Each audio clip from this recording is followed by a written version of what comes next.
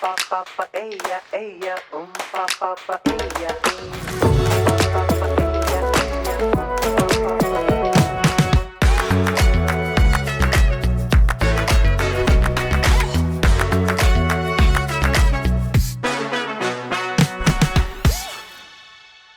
So glad you could join us for another edition of Locally New England, a show that's committed to bringing you local lifestyle insights, marquee events, and business profiles highlighting the culture that makes Rhode Island and New England such a special place to live. I'm Meredith Gorman. And I'm Joe Guarnieri. We have a great show in store for you today as we close out November and start to look ahead to 2025. First up, we'll sit down with the Rhode Island Community Food Bank to discuss food insecurity.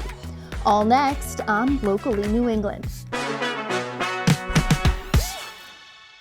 Locally New England is brought to you by Charahoe Furniture, beautifully crafted American-made home furnishings.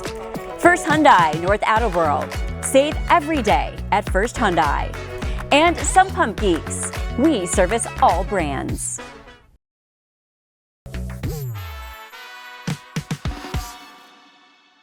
Food insecurity is a very common situation that a lot of people face in the community around here and in Rhode Island. It's such a large problem. The stats speak for themselves. I mean, just how many people in this community experience this? Meredith, it's actually 1 in 3 households with children in the state of Rhode Island that are experiencing food insecurity, which means on a consistent basis, they can't afford to feed the family the amount of food they need. Wow, that's, I mean, and not to say, even though the show right now is closer to the holidays, but this insecurity happens throughout the year. And now you guys have a record of distribution agencies that help you distribute the food. Tell us a little bit about that. Absolutely. So the challenge is year-round. The food bank, through its network of member agencies, serves over 82,000 Rhode Islanders a month.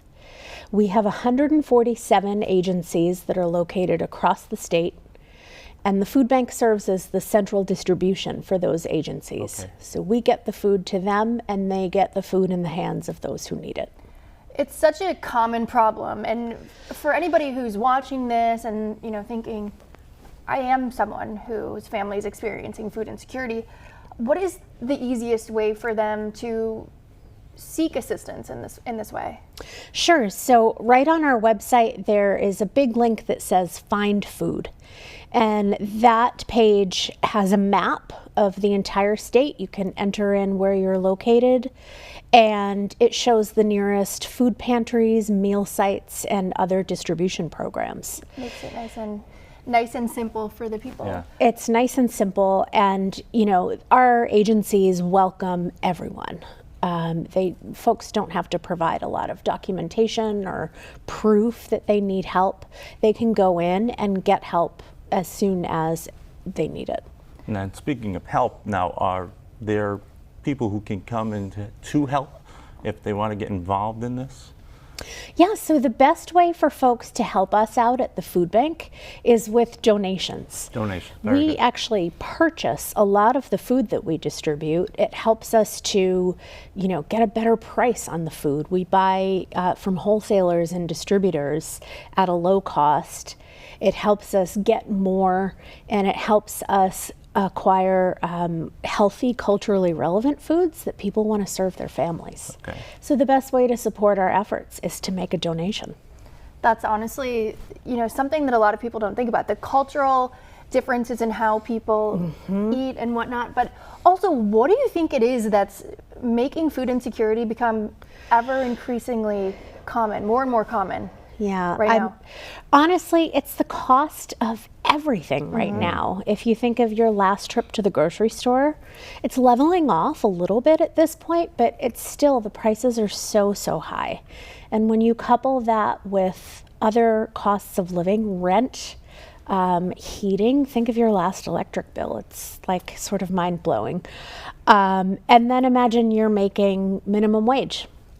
It's getting increasingly difficult for families to make ends meet. And we're seeing more and more guests who are using pantry services for the very first time. Absolutely, and I think food insecurity is something that it spreads far and wide here, but especially around the holidays, if anyone's watching this and thinks of this as a cause near and dear to their heart, they should definitely donate to such an important cause. For sure. Speaking of which, donations, and for those who are in the insecurity on that portion, how do they get a hold of you? How does someone find you guys, websites or anything like that? So it's rifoodbank.org. Okay. And it's that find food button that will get people to the pantry closest to them so that they can go get support.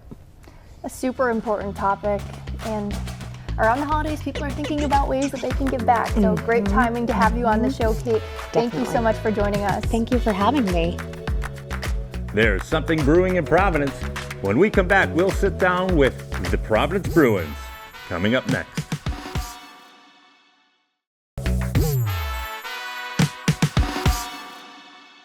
Welcome into locally New England. In New England, we love our ice hockey.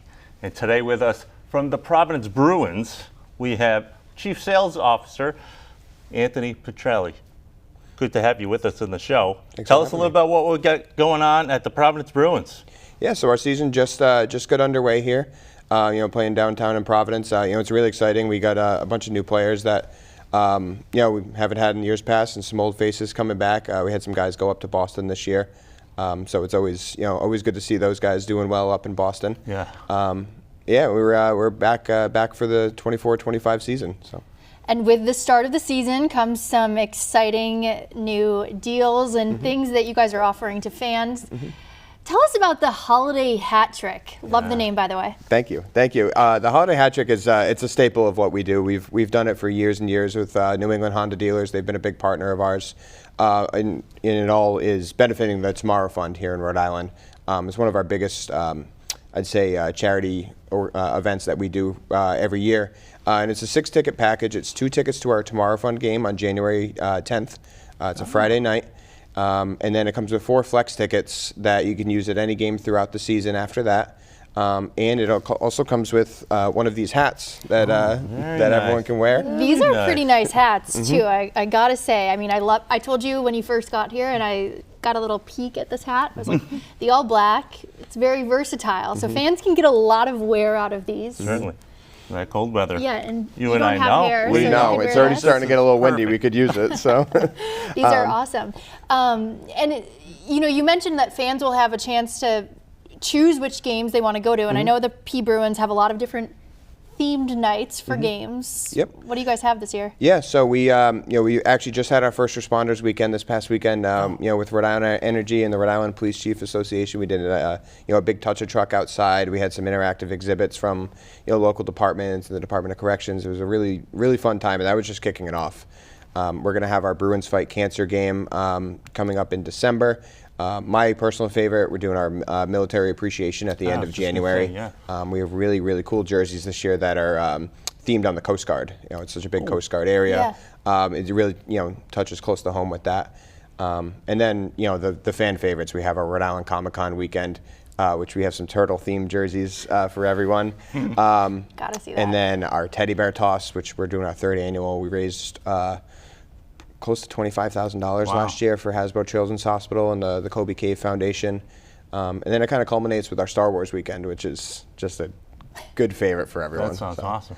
A lot going on. A lot going on. And so, speaking of a lot going on, so how do fans get a hold of you and get some tickets and get there? Yeah, so we have everything right on ProvidenceBruins.com. Okay.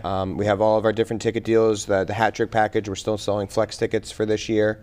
So we can go right there. We'll have different deals and things like that on our social medias as well. So you can catch us on Facebook, Instagram, X, all that good stuff. And I think we even have a TikTok at this point, which not for me, but Got to appeal to the younger demographic. Yeah. But also with the holiday season pretty much upon us now, you guys host holiday events for fans too. Is that right? Yeah, so it's been very popular for the past couple seasons. Different companies, families looking to do their holiday parties, trying to get everyone together. So our suites and hospitality are always a great option for that. We have our 20 and 40 person suites available for most of our games. I already sold out a few for December. But December and January are always super popular. And then we have our Budweiser Bar and Grill. It's a big party deck. Comes with a buffet. We have the mascot swing by. We make it a really fun time for the fans. Sounds like a holiday party venue that I would like to attend. Good holiday time. Well, Anthony, thank you so much for coming out to the show, and hopefully the fans out there get online, check it out, awesome hats. Get some tickets, get your hats, get involved. We love it. Thanks Thank for you joining again. us. Thanks for having me. Coming up next, we sit down with attorney Stephen Dennis for part 2 of our legal discussion. Stay tuned for more Locally New England. Joining us now is attorney Stephen J. Dennis, who will speak with us about the labor law process here in Rhode Island. You concentrate in workers' compensation. Thanks for joining us. Thank you for having me. Now, what's the typical process like for an employee who's injured at work or suffering from something that you might be able to help them with? Well, they should call an attorney right away. It doesn't cost anything. You should go see the attorney. We can't charge for the initial meeting or any meeting. We only get paid by winning. I tell my clients I'm a hunter, I eat what I kill. Okay. So there's no reason not to get a lawyer. If you go it alone, there are a lot of pitfalls. What are those pitfalls that they should be looking out for? I read a little article at one time, used to put in my ad, the 3 major tricks played on injured workers. Right. First is a conservative doctor trick. If your employer tells you to go to a certain doctor, you probably don't want to go to that doctor because they're very conservative. Or a treatment facility. You have the right to treat with your own doctor initially, and you should exercise that right. And then number 2 is a 3-day rule trick, where an injured worker needs to have 3 days, and really 4 days, to establish a lost time injury. If you don't get the lost time injury, and then you hobble back to work, and then you get fired, you may never get the weekly benefits you're entitled to. I've had that happen to one of my clients before. So, and the conservative doctors, the conservative treatment facility, try to freeze you on work and not give you that 3 days out. So that's important. And the third one is a non-prejudicial agreement trick. You think you got injured, you're getting paid, you're getting medical care, but you don't realize that they placed you on a non-prejudicial agreement instead of something called a memorandum of agreement. I know it's word salad, but it really makes a big difference, because an employer can pay you 13 weeks while they're investigating, quote unquote, the claim, and they can try to push you back on the 10th or the 11th week, and you go past your 2-year statute of limitations and you've blown your time period. It's like the injury never happened. That's tough. And how do the laws in Rhode Island maybe differ from the labor protection laws in other states? Well, some are more liberal. Massachusetts is much more liberal. We have a 2-year statute of limitations. They have a 4-year statute of limitations. They seem to grant more benefits. They seem to settle at a higher rate.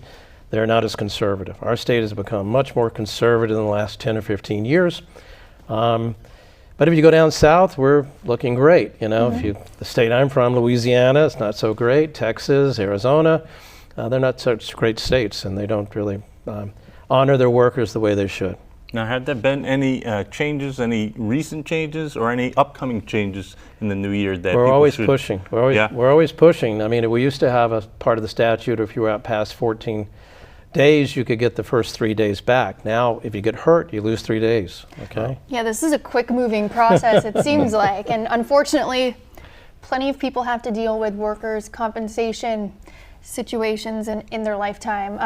If someone is watching this at home right now and thinks they may be needing to talk to a person like you, a lawyer like you, what's the best way for them to Google contact me, you? Stephen Dennis. I'm all over the internet. Call me, dial 411. And it's free.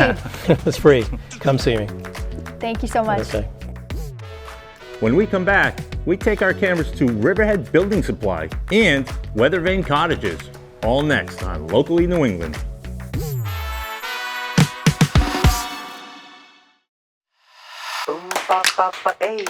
Riverhead is a very strong customer service oriented company. We have a great team of employees throughout New England. My team of 17 designers here in New England, all of us are about service and really helping our customers through the process and after the sale. We can fit any customer budget, work with contractors, homeowners, architects, and really just help them with any wants, desires they have.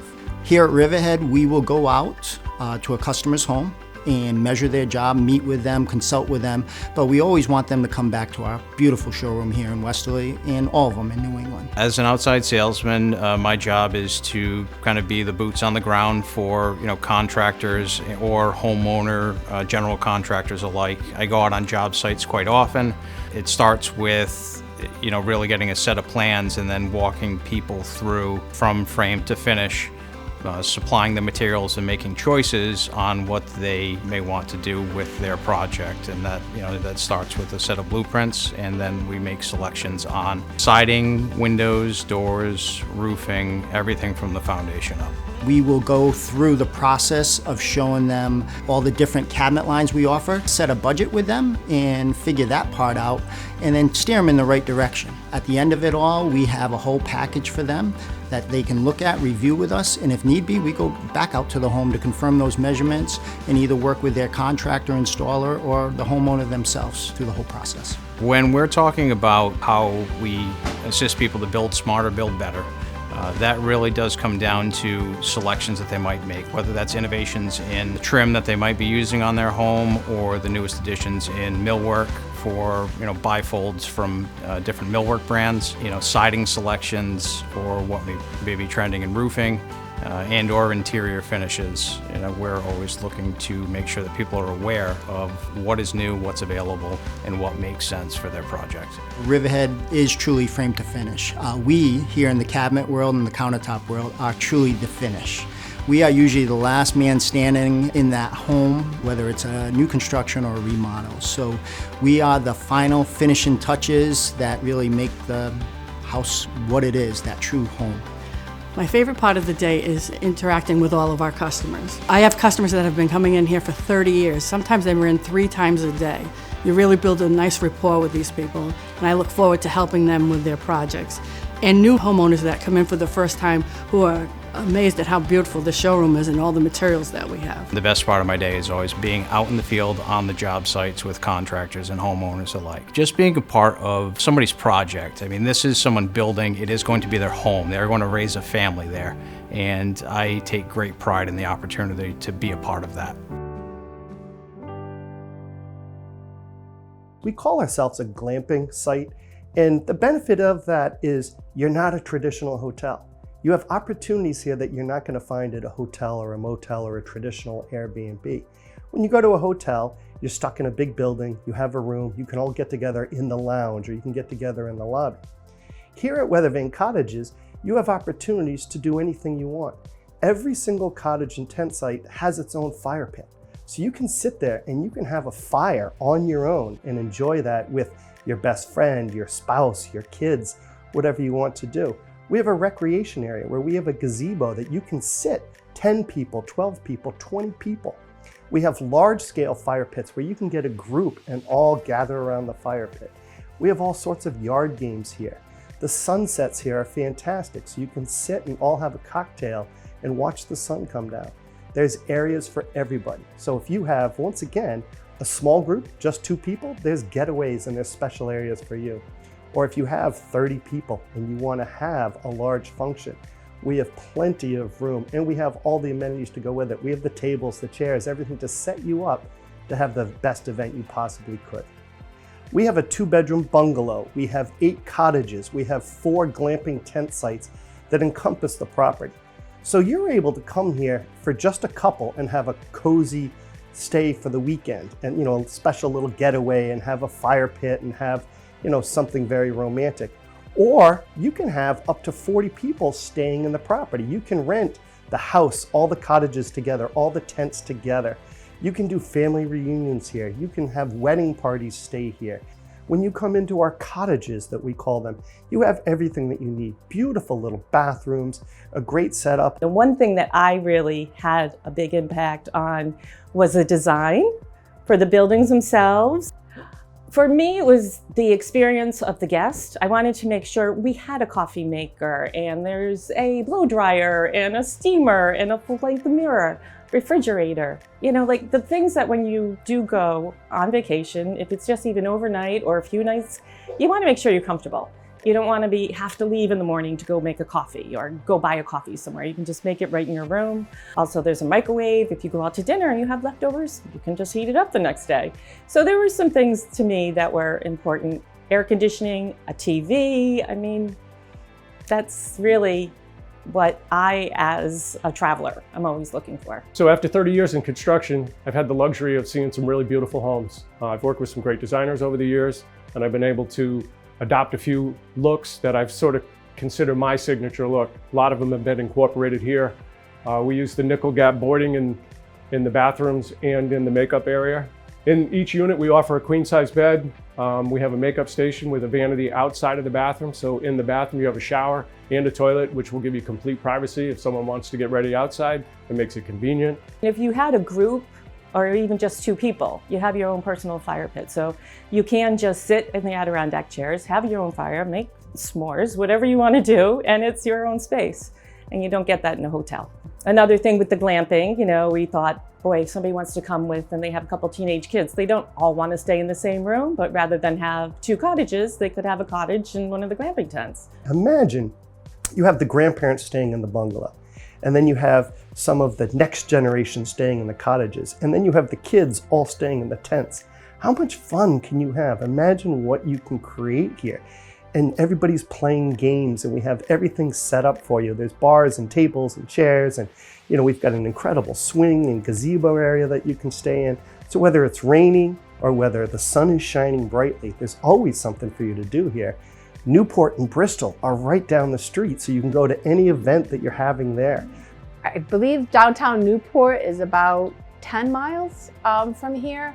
It's a quick trip. It's also centrally located to go to, Boston, Providence, Mystic. Our guests who have experience here already are all saying it's so centrally located because you're not actually in downtown Newport. So it's a quick drive to other locations, either arriving here or using it as your central landing spot to go explore other things in the New England area. If you come here, there's trees, cedar trees, stone walls, beautiful green grass, and the sunsets off to the west are pretty impressive. Go to our website, weathervanecottages.com, and you'll find all the information about all the different stays that you can have here and access to everything that's in Newport County.